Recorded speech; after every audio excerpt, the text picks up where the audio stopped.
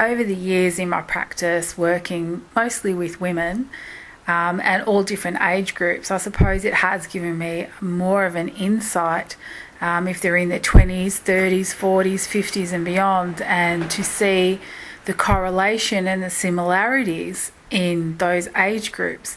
So even if the women don't know each other, totally different professions, live in different suburbs, it's interesting to see how women in their 20s, or more so I'd like to call them ladies in their 20s, the energy, the vibrancy, they can't wait to soak up heaps of information. They've got such an enthusiasm and energy in life and learning. And then I see women in their 30s, and some of them maybe would have gotten married, and so they're dealing with children and trying to find time for themselves. So that's more of a battle of, having balance in their life and harmony.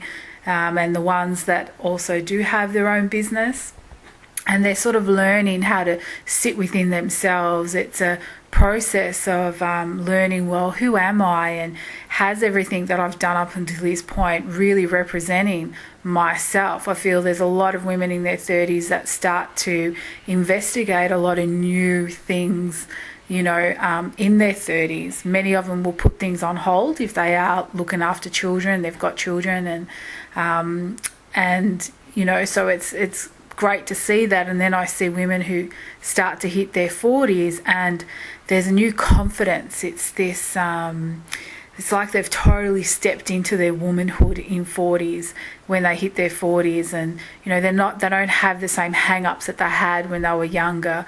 They're more confident in who they are and the way they express themselves. Even the ones that are single, it's what they're looking for or what they need from a partner is totally different to what it was when they were in their 20s or in their 30s, because women, by the time they hit 40, they're a lot more independent. They've been there, done that, so to speak. So I really feel women totally hit womanhood in their 40s. So it's a very liberating time. From 50 and onwards, I find there's a playfulness that comes back again for a lot of women. But women are playful in all age groups, which I've noticed. But I find in the 50s, even if it could be going through menopause, there starts to be a bit of a playfulness. Obviously, they're going to learn a little bit more about their bodies and their hormones, going through the changes of their cycle and what's happening for them. But I do see they either will leave the jobs they're in, or they start semi-retiring, or maybe they'll start to use their hobby as a way to earn money. So there's a different type of confidence on top of when they were in their 40s. Some women in their 50s might start to have grandchildren, so they get to enjoy that. But it's great and to see the difference in each of those time zones for women. And then in their 60s and beyond, even witnessing my mum and her friends, there's this added playfulness. It's like they've done the hard yards. They can just let their hair down more. They can laugh. It's a great cycle to witness and to see. And it's been very eye-opening for me over the last 10 years and witnessing that, and really being able to see that with all the clients that I get to see. So yeah, women are fantastic, and we continuously reinvent ourselves.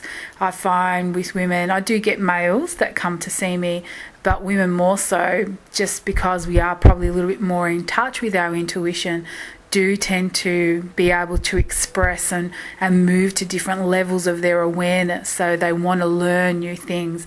And most of them hope that their partners come along with them for the ride. But if they don't, that at least that they are supported by the men in their lives with the new experiences that they want to have for themselves.